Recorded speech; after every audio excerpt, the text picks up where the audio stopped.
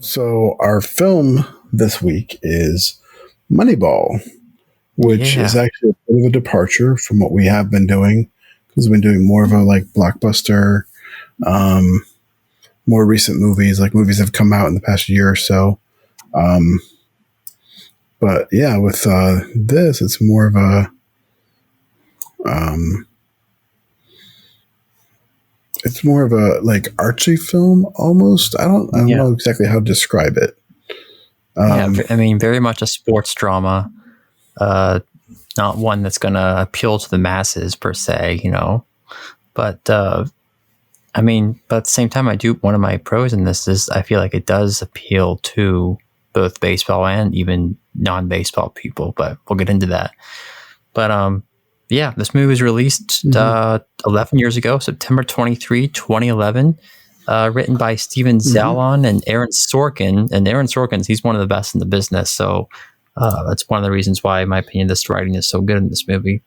And directed by Bennett Miller, who I literally never heard of until looking him up tonight. But he's a 2-time Oscar nominee, actually, for directing. He did Foxcatcher as well. So he was nominated for Foxcatcher, as well as... Yeah, that's a good one. Yeah. As well as Capote, I believe, in 2005, which I never heard of that movie. But... Capote, yeah. Capote. Yeah. Another Philip Seymour Hoffman movie. Oh, okay. Yeah, and Steve Carell was in Foxcatcher, which he looks... Right. He looked unrecognizable. Oh my gosh, It was crazy. It was really good. You haven't seen that though, you said, right? I haven't. I have not seen it. I need to at some point. I just never... I never saw it. I heard it was good, though. I mean, that movie kind of did for Steve Carell what this movie does for Jonah Hill, where it kind of puts him on the map for, this guy can do dramatic stuff. This guy can do serious stuff. Because before that, they were both comedians. Right. That was all people knew them from. But yeah, this movie, it was nominated for 6 Oscars, including Best Picture. It didn't win any, but it was nominated for Best Picture, 2 Best Actor nominations, or Best Performance by Actor in Leading and Supporting Roles for Brad Pitt and Jonah Hill, as well as Best Writing, Sound Mixing, and Editing. So this was a big Oscar contender back before I guess it would be the 2012 Oscars. It grossed only $110.2 million on a $50 million budget. So it really did not, barely made up. It's pretty standard for that kind of film, though. Yeah, I suppose. But yeah, so there's some background info on it. I mean, I'm a big baseball fan, as everyone who knows me knows. I'm a huge baseball fan. So this movie, after rewatching this, I think I'm going to have to buy this movie. I liked it so much. I'm going to have to actually add it to my physical collection, which is a rarity these days. I mean, I have to really like a digital movie collection. Well, unless I really, really like a movie, I don't add too much to my physical collection, my physical media anymore. But this one just may have to make the list because this is just a straight up great movie. It's one of the best sport movies I think has maybe ever been made. Certainly in the last decade, it's up there as one of the best. My consensus for this movie was loaded with great performances, sharp dialogue, and a truly inspiring story that reaches beyond baseball. Moneyball goes down as a classic sports movie. Yeah. What did you think about this movie? I'd seen it before. Okay. Yeah, I'd seen it before. It's definitely a solid film. But this time it just felt terribly slow on my second viewing. Okay. And all right. I'd already seen it, so I did something that I've never done before. And I went up to the little corner there and I turned it to 1.25 speed. Oh no. I didn't even know you could do that. You could do that. Depends on the app. Certain apps let you do that. Certain movies let you do that. But yeah, so I noticed it was up there and I was like, okay, let's try it. Dude, it didn't affect the movie at all. It didn't affect your speech? I didn't even, nothing. Wow. I was like kind of shocked at that. That just shows how slow in my opinion, how slow the movie was. The fact that, like, okay, so they were talking slow, they were moving slow. The only thing that I think it like really affected was when they were driving down the road, like things were just flying by them, you know, like in the scenes where like Brad Pitt's in his car. But other than that, the movie didn't seem too fast. Like even when the girl was singing her song, the song just seemed like it was in a normal tempo then instead of a slow tempo like she was playing it. Wow, I was shocked at that. This movie fast forward. Oh, I watched the movie in fast forward speed. Yeah, and it didn't affect it. This movie, but that's also partially like the art houseness of this film. You know that it's more of a trying to be more of a film rather than trying to be a speedy, you know, sports movie. You know, where they're trying to, you know, they're playing up the drama and the conflict and stuff is in the drama. It's not in the actual game, you know? You don't actually even see that much of them playing. A lot of it's more in the character, the struggles of this GM. Yeah, the behind the scenes stuff. And actually what I really did like about this movie, as someone who doesn't watch baseball, is that I kind of got an understanding of what the different roles are. Because you hear like about general managers, you hear about owners, you hear about the coach, and I never understood what the different positions, what they did, you know, but you really get a firm understanding of what each position is and how they affect the game and how their decisions can be undermined or overshadow other things, you know. Like Philip Seymour Hoffman is the coach in this film, and Brad Pitt is the general manager. So the general manager gets the players, and then the coach decides how to use them. So one of the conflicts in this movie was the fact that he kept wanting the coach to play this other guy at first base, and the coach was like, "That guy's not a first baseman. I'm playing Pena." So instead of playing Andy Dwyer, he played, he played who he felt, you know, and until he got traded and he had to play you can tell me if this, until he got traded and he had to play him. My understanding is baseball is way different than like any other sport you have, because from my understanding is football, they have a cap. Like each team is only allowed to spend X amount of dollars, and that's what makes it like fair.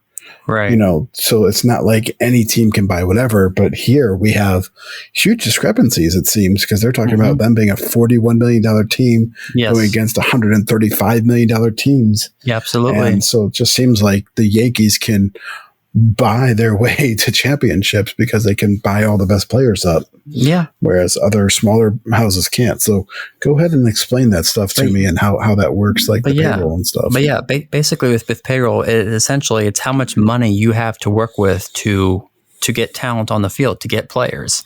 If a player, you know, if you sign a player to, you know, 4 or 5 years, 10, $15 million a year, then that's going to take up a good portion of your payroll.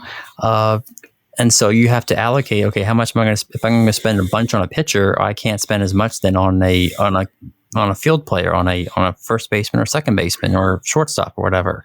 So generally, you know, if you have, obviously we do simple math, if you have more money to work with, then you have more leeway to get more talent on the field and then to ergo be more successful then.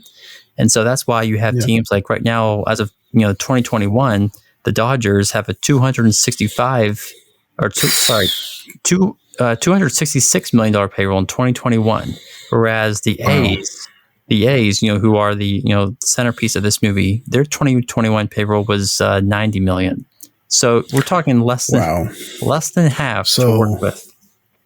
It's a lot more than it was in the movie, but not as much more as the others. Yeah, I mean, because the other, Yeah. The top payroll teams in baseball are the Dodgers, the Mets, the New York Mets, the New York Yankees, and the Philadelphia Phillies.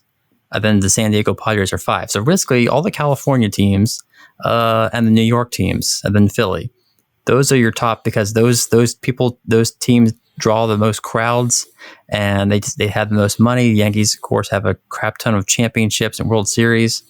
and so those teams are your high market teams. So anytime there's a big talented player, if he wants a big contract, he's going to be going to one of those teams, either the Dodgers or the Yankees. And that's why a lot of times why so many people hate those teams like the Yankees is because, and I say this as someone, in case you didn't know, Julie Palmer and Levi, they are huge Yankees fans. So I'm saying this, so keep that in mind here. But yeah, I didn't say anything bad about the Yankees yet. Right. We don't want to lose our precious few viewers we have. So, 2 of our 3 listeners. Right. Exactly. But yeah, so the Yankees have a lot of money to work with. So that's why the Yankees, even though they haven't actually won a World Series since 2009, they beat the Phillies in 2009. They haven't won a World Series since 2009. They're usually competitive every year because they have so much money to work with, and they can get all the talented players basically. Yeah, like they were even paying for that one guy's contract. They were paying half of his contract, right, just to go away, to play against them, just to go away. Oh, we'll pay you $3.5 million to go away. Yeah. Wow, Whereas I was like blown away. Yeah. Whereas other teams don't usually have that kind of flexibility to do that. So the Cardinals, my team, the Cardinals, they're like in the middle. They're usually like 15 or 16, so they're somewhere in the middle. But I remember it was funny once when the Cardinals beat the Phillies in the 2011 NLDS. The Phillies had like $180 million payroll, and the Cardinals had just above 100.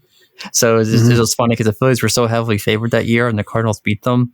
And it was just like, the team with the lower payroll, just with almost half the payroll that you have, just beat your team. It was just so like, but yeah. So this movie, it did change to a certain extent the way you do analytics to evaluate talent, because so many times people just kind of look like Brad Pitt's character, like Billy Bean says. People look at physical features. Oh, how big of a guy is this? How much of a power hitter he is, and they don't look at the underneath analytics to actually determine his success. And so, this movie definitely changed baseball for sure. But you still have those big market teams that have astronomical payrolls that still seek out large contracts to these guys. So it's still a struggle. That's why you have the Baltimore Orioles. They're usually they were a little better this year. They were like 80-80 maybe, 80 wins, 80 losses, but they're usually not very good because they have such a minuscule payroll compared to the Yankees and the Red Sox and all these other teams. You're breaking up again. Oh, am I? The Comcast and slap them. Yeah, you're back. Okay, I didn't. Okay. But yeah, that's why you don't have, the Orioles just aren't as successful. They have to have the homegrown talent, essentially. They have to bring players up in their farm system to be able to be successful. They can't just go out and buy players. Again, another thing that's mentioned in the movie is they just make the good players and then they go to a better team. You know? Yeah, once a player gets good enough, he'll just seek out a big contract and he'll go to another team. And so it's kind of depressing if you think about it. It's this unending loop of, we have good talent. Oh, we're just going to watch him go now because he wants a lot of money. We can't afford to pay him. So, jeez. So it's kind of sad when you think about it, but it's kind of rough. But yeah.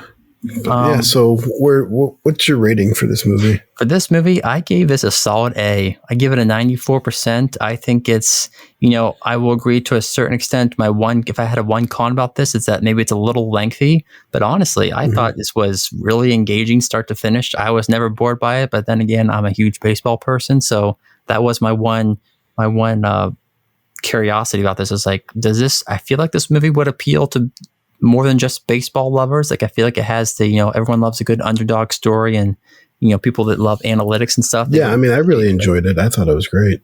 Yeah. So I think it goes beyond baseball. I think people, whether you like baseball or not, you're going to likely enjoy this movie. Even if you don't, love baseball.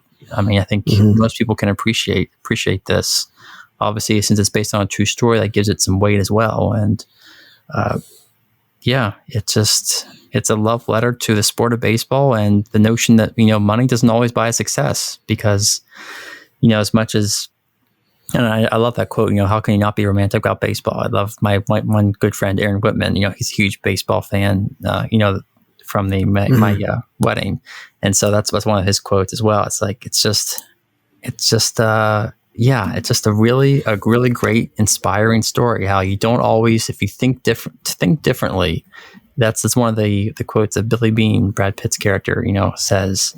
This, the goal to think differently, not always go by what everyone else is doing. Create your own thing, and you can potentially have success. I just think it's an all around. Like I said, it has great dialogue. Aaron Sorkin, he co-wrote the screenplay. He did Steve Jobs' The Social Network, The West Wing, which that series has been recommended to me many times. I've never yet watched. Oh my gosh, I'm going to start watching it again soon. Maybe that should be our next show. Shoot, right? He created that series, and I just love how no one believes in him in this movie. No one believes in Billy Bean, what he's doing. People think he's going to get fired because he's destroying the team and destroying their chances at a good season. He's trading away their good players and bringing in people who they think are trash. And he has a long uphill battle in this movie.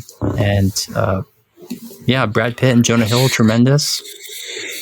A good score by also like a good soundtrack and score by Michael. Again, I never heard of this guy's name. Michael Dana. He did The Good Dinosaur. That depressing Pixar movie that I really don't like. I can't say it's the greatest film either. I don't know how people get through that. The kids chose that the other day, and I was just like, oh, really? Okay. I just can't stand that one. It's not my favorite. He also did Surf's Up, which, in my opinion, I think I said this before, an underrated animated movie. It's shot mockumentary I don't think style. I've seen that one. Oh, I think you like it. It's mockumentary style. Obviously like Office style. I think if you like The Office, I think you'd honestly really appreciate it. It's got Shia LaBeouf, Zooey Deschanel, Jeff Bridges. He's in it. Obviously it's a voice cast, but the dude, yes. It's got a great cast in it, and I think it's a solid, very, very underrated movie. But anyway, yeah. Yeah, my score for this film, I think, would, I'd give it an A as well. Yeah, right around 95. Don't think it's a must-see, but it's definitely something that we could do. It's something that I would rewatch. Yeah. Maybe not a high rewatch, but I would watch it multiple times. Yeah, I did honestly put this into my C. I did, and I put this as a rewatch, highly rewatchable. Just at least in my. You're running out of must-sees. I know. I'm trying to use them sparingly here, but I'm just on a high on this movie. 2 weeks in a row. I know. Next week probably won't be, depending on what we choose, but. Yeah, I think if you're a sports fan in general, even if you're maybe not even a sports fan, I think you'd likely enjoy this. But yeah,